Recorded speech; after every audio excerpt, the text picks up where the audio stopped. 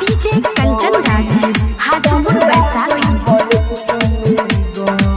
करनऊ नाय बिगइल तले आ गइल बलक फंगे गस।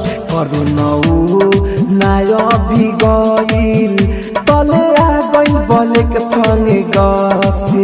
का कहर तानी मोदी का कहर तानी मोदी के तना लोग भइल बेबस। करनऊ नाय बिगइल तले आ गइल बलक फंगे गस। करनऊ नाय बिगइल तले आ गइल बलक फंगे गस।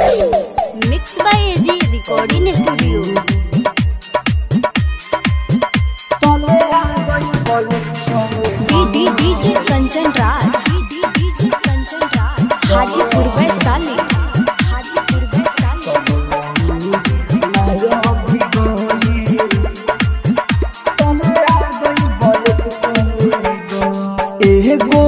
छले हटल ना तले आ गइल दोसर महामारी।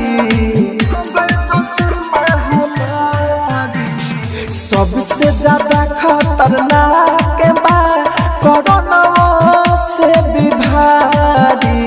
कोरोना से भी भारी अखिया में दर्द होता अखिया में दर्द होता सांस लेवे में फूले दम। करनऊ नाय बिगइल तले आ गइल बलक फंगे गस। करनऊ नाय बिगइल तले आ गइल बलक फंगे गस।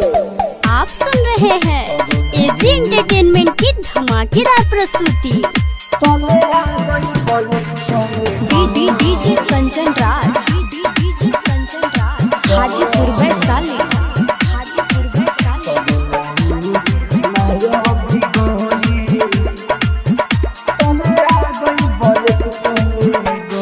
कितना लोग के देहिया से निकल गई बजान जी। जे बचल बाऊ करा के बचाली भगवान जी बचाली भगवान जी।